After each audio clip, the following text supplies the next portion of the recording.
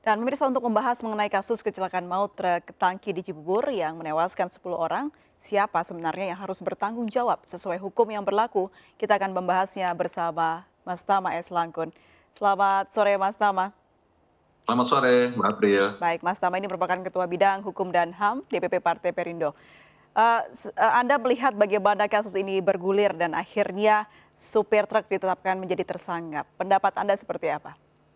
Ya, tentu yang pertama saya pun juga sebetulnya pengguna jalan, itu adalah rute yang setiap hari hampir saya lewati begitu ya. Jadi saya tahu persis bagaimana situasinya.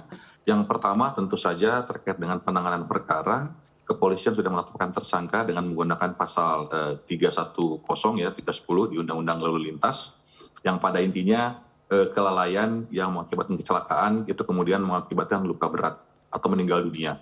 Ini yang memang sanksi pidananya diancam maksimal sampai 6 tahun. Jadi memang ini kategorinya serius. Nah, tetapi terkait dengan kecelakaan tersebut tentu saja ada banyak hal yang kemudian memang perlu diinvestigasi, perlu didalami, karena ada banyak hal yang kemudian bisa kita lihat. Yang pertama tentu saja sebelum bicara soal pelaku atau pengendara yang kemudian mengakibatkan kecelakaan adalah konteks jalannya, lampu merahnya. Karena memang itu juga belum lama dipasang. Seingat saya 3 bulan yang lalu lampu merah tersebut atau traffic light tersebut dipasang, yang memang juga itu nggak tepat. Beberapa kali saya sendiri secara pribadi begitu melewati rute tersebut itu agak kaget ketika melihat lampu merah karena itu turunan, agak berbelok turunan, terus kemudian ada lampu merah untuk masuk ke perumahan yang sedang baru dibangun di Cibubur. Itu yang kemudian mengagetkan. Jadi saya kadang-kadang juga takut kalau kemudian berhenti di lampu merah, apakah ada mobil belakang saya yang kemudian ikut berhenti, bisa kaget atau kemudian mengakibatkan kecelakaan. Itu yang pertama. Jadi ada pertanggungjawaban di situ. Yang kedua adalah soal soal ban botak, remnya blong dan lain sebagainya. Itu pun juga sebetulnya perlu dilihat sehingga derajat kelalaiannya kemudian bisa dilihat siapa yang bertanggung jawab. Baik, jadi sebagai pengguna jalan yang sering melewati di situ, Mas Tama pun juga kaget ya dengan adanya lampu merah Betul di sekali. turunan tersebut. Baik, Betul, Mas betul. Tama, kalau bicara soal aspek-aspek yang tadi membuat adanya kecelakaan terjadi begitu, eh, lalu siapa yang kira-kira bertanggung jawab kalau menurut sudut pandang Anda? Ya tentu saja yang paling pertama beban pertanggungjawabannya adalah pada pengemudi ya, karena bagaimanapun kondisinya, karena ini sifatnya adalah kelalaian, tentu ada beban pertanggungjawaban di sana. Nah cuma memang ketika bicara soal derajat perbuatannya, tentu saja kita juga harus melihat variabel-variabel lain. Apakah kelalaian tersebut disebabkan oleh dirinya sendiri, Oke. ataukah ternyata memang itu karena situasi yang tidak bisa dia hindarkan. Kalau kemudian itu situasi yang nggak bisa dihindarkan, tentu saja beban pidananya tidak bisa seberat ketika memang itu semuanya dia yang tanggung jawab. Yang seperti saya sampaikan tadi, bahwa kemudian ada yang bilang remnya blong, kita Ya. juga harus tunggu investigasinya. Ada yang bilang misalnya bannya gundul misalnya, itu pun juga perlu investigasi.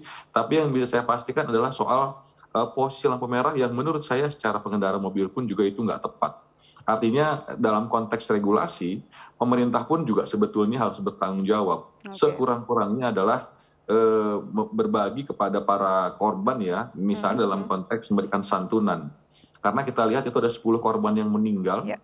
dan kemudian yang lain-lainnya pun juga mengakibatkan luka ya, artinya dalam konteks pemulihan korban itu kan ada beberapa aspek. Yang pertama soal kerugian yang diderita, kerugian dalam konteks misalnya kendaraan yang rusak dan lain-lain, yang kemudian ada bicara soal pengobatan atau penanganan biaya penanganan pada saat memang korban tersebut dalam masa pemulihan.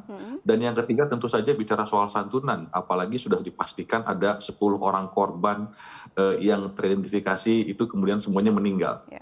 Nah ini kemudian juga menurut saya selain Pertamina yang sudah declare akan tanggung jawab, menurut saya juga ada beban ke depan bagi pemerintah daerah ya, karena ini kan biar bagaimanapun juga ada konteks perizinan lalu lintas di sana. Itu pun juga harus urun rembuk menyelesaikan persoalan ini. Oke, Mas Tama, bicara soal kecelakaan sering sekali terjadi di negara kita. Tapi soal Betul. penyelesaiannya itu yang kemungkinan belum belum selesai secara tuntas, mungkin bisa Ya. saja dikatakan seperti itu. Karena yang kita tahu setelah ada yang bertanggung jawab dikatakan selesai. Tapi haruskah pihak yang ada di belakang pengemudi yang kita ketahui pengemudi ini bekerja di bawah naungan instansi juga Ya. ikut bertanggung jawab, Mas Tama? Ya tentu saja kalau kita bicara dalam aspeknya pidana, itu bebannya adalah individu atau orang, dia yang melakukan.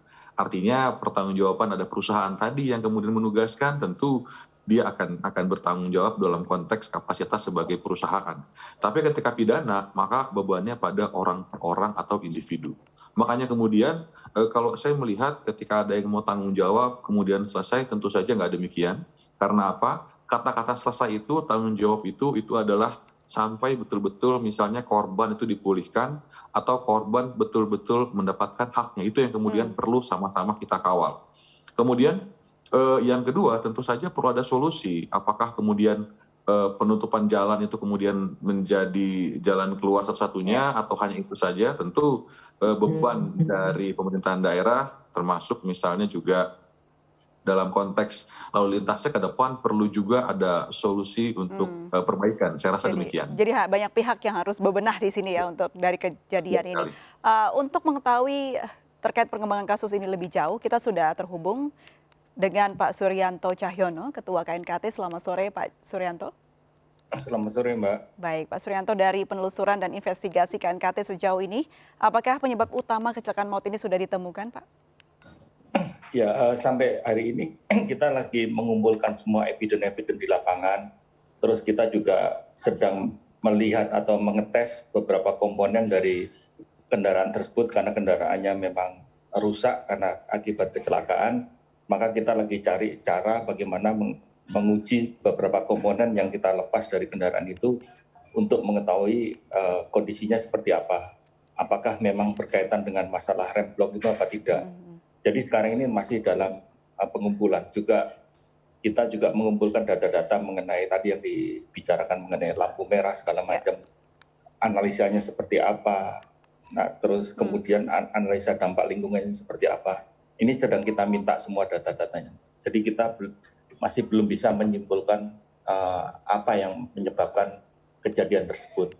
Kita juga belum tahu apakah benar itu rem blok atau enggak. Tapi faktanya memang truk itu nyelonong sampai nabrak beberapa kendaraan dan menyebabkan beberapa orang meninggal dunia. Baik, ketika bicara ini masih dalam penyelidikan Pak, ini kan masyarakat masih juga bertanya-tanya sebenarnya seperti apa sih yang betul standarisasi peletakan lampu merah yang seharusnya?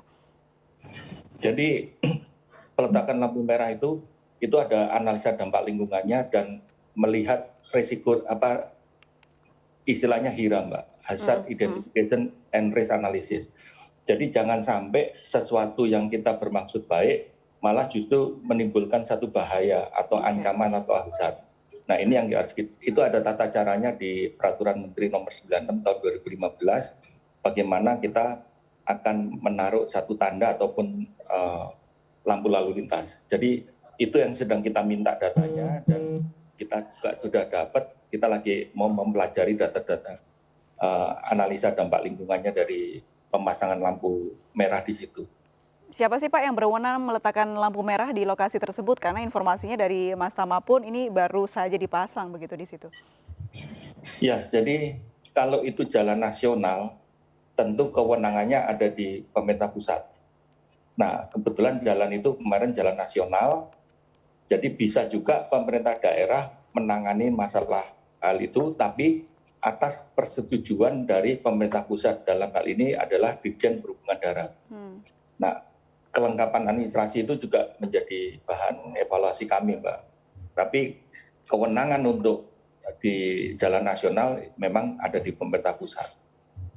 Oh baik, apakah berhak Pak masyarakat menolak adanya traffic light atau lampu merah yang dirasa mengganggu? Itu juga di dalam PM itu salah satunya input dari masyarakat.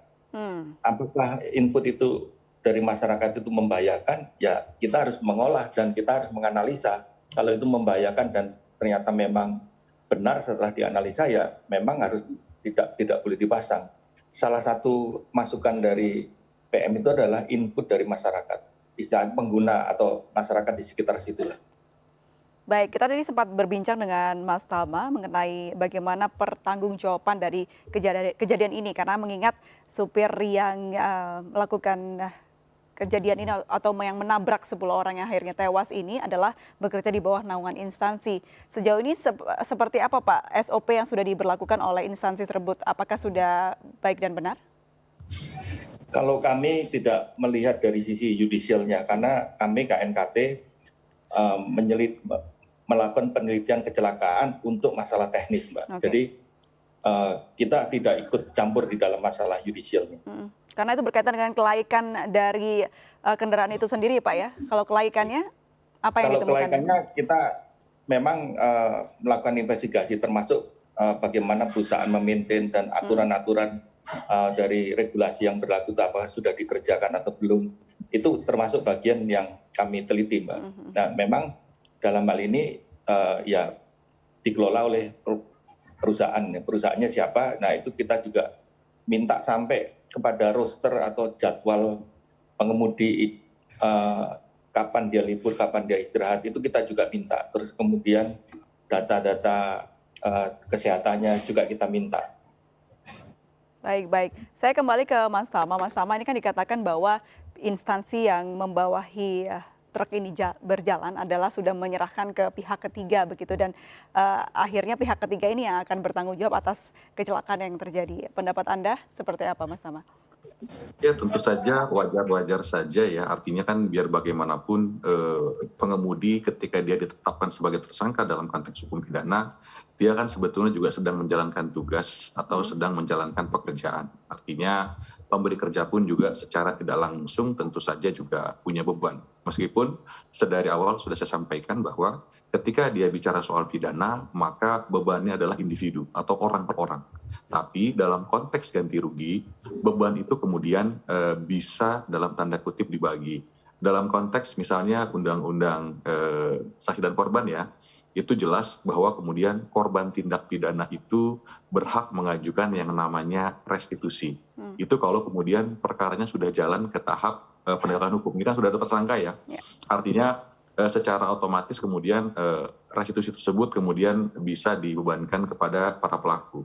Tapi dalam teknisnya kemudian tentu saja kalau terbukti tentu saja pengadilan bisa mempertimbangkan banyak hal untuk memastikan bahwa kemudian korban mendapatkan haknya. Nah, jadi berhubung sebelum jauh bicara soal hukum, pihak ketiga sudah kemudian mau tanggung jawab, artinya sebetulnya konteks ganti rugi sudah setengah jalan. Yang perlu kita pastikan adalah betul-betul kemudian hak dari korban tersebut itu betul-betul didapatkan. Dari mulai konteks misalnya pengobatan bagi mereka yang sudah yang kemudian selamat dari kecelakaan, dan kemudian konteks santunan bagi mereka yang memang meninggal dunia. Jadi kalau kita bicara dalam aspek undang-undang lalu lintas, dalam konteks misalnya saksi dan korban, tentu saja itu menjadi hal-hal yang kemudian ke depan perlu dikawal sama-sama sehingga korban mendapatkan haknya. Nah, itu yang kemudian menurut saya menjadi penting untuk dibahas secara hukum. Kalau untuk penetapan tersangka, kemudian upaya investigasi, tentu kepolisian sudah bekerja. Tadi juga Bapak di KNKT juga sudah menjelaskan bagaimana prosesnya, investigasi tersebut sedang dilakukan. Tinggal bagaimana nanti korban-korban dari kecelakaan ini ya, Mas Tama, dan juga mungkin ada anak yang ditinggalkan oleh orang tuanya akibat kecelakaan ini terjadi. Baik, saya kembali. Ya, karena kalau dalam konteks ganti rugi ya, apalagi restitusi untuk korban meninggal, tentu orang yang kemudian berhak untuk mengajukan permohonan itu adalah keluarga korban. Jadi tidak mesti anak, kalau nggak ada anak ya keluarganya itu berhak untuk mengajukan yang namanya ganti rugi atas penderitaan yang terjadi. Penderitaan tadi ada banyak ukurannya, apakah kendaraan yang rusak, ataukah penderitaan secara kejiwaan dan lain sebagainya. Apakah harus menunggu untuk siapa atau ditetapkan siapa ini yang bersalah dalam kejadian ini, atau bagaimana seharusnya? Saya rasa ketika ada itikat baik itu sebetulnya sudah bagus ya, sudah setengah jalan. Artinya kepolisian ataupun para pihak tidak perlu dalam tanda kutip bertempur di ruang sidang meminta haknya, tetapi sudah selesai kemudian ketika ada yang declare kami akan ganti, tapi yang kita perlu pastikan berapa yang dia ganti dan kemudian sampai sejauh mana yang akan dia cover. Itu yang menurut saya. Baik, saya kembali ke Pak Suryanto Cahyono, Ketua KNKT. Pak, ini dengan ditetapkannya supir truk begitu ya untuk sebagai tersangka dalam kasus ini, mungkinkah ada pengembangan kasus lain yang akhirnya menetapkan tersangka lain? Mungkin untuk masalah tersangka kami tidak ikut-ikut, Mbak. Itu untuk kewenangannya ada di ranah kepolisian. Jadi kami pure masalah keselamatan, tujuan dari investigasi kami adalah agar kecelakaan yang sama tidak terjadi lagi di kemudian hari. Bahkan report KNKT pun tidak bisa dipakai di pengadilan ataupun untuk menyalahkan seseorang ataupun dipakai untuk sebagai dasar ganti rugi. Jadi benar-benar kami ini murni hanya untuk masalah keselamatan. Mungkin itu, Mbak. Baik, untuk mencegah adanya kejadian serupa di lokasi yang sama, Pak, apa yang disarankan atau dilakukan oleh KNKT? Kejadian yang sama di mana saja. Jadi seperti nanti kami akan mengeluarkan rekomendasi tentang evaluasi lampu merah dengan kondisi yang seperti itu, kan juga terjadi di Balikpapan, juga terjadi di Salatiga. Nah, kita akan mengeluarkan rekomendasi untuk kepada seluruh di subprovinsi kota dan kepada Kementerian Perhubungan untuk mengevaluasi hazard-hazard yang ada di lampu merah yang tipikal seperti di Cibubur ini. Jadi di semua daerah, Mbak, yang memiliki tipikal hazard yang sama dengan di Cibubur ini. Baik, bicara soal banyaknya daerah yang harus diwaspadai juga di Indonesia. Dari data yang ada, Pak Suryanto, sebenarnya apa sih penyebab utama dari kecelakaan yang sering terjadi di Indonesia ini, kecelakaan lalu lintas utamanya? Utamanya masalah kelelahan, Mbak. Fatigue. Jadi itu yang kita pengen, kita semua harus fokus kepada penyebab yang terbanyak sekitar 70% ini adalah fatigue. Dan terutama fatigue ini dialami oleh kendaraan angkutan barang jarak jauh. Nah, ini yang kita selama ini kurang memberikan perhatian kepada pengemudi-pengemudi angkutan barang ini yang dari Medan ke Jakarta yang mungkin perjalanannya 15 hari atau 3 minggu.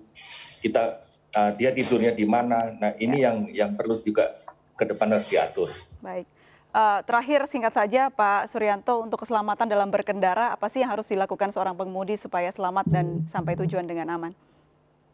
Ya, pertama sesuai dengan regulasi kita, dia harus memiliki SIM. SIM itu adalah ukuran kompetensi bahwa seseorang memang layak bisa mengemudikan kendaraan di jalan raya.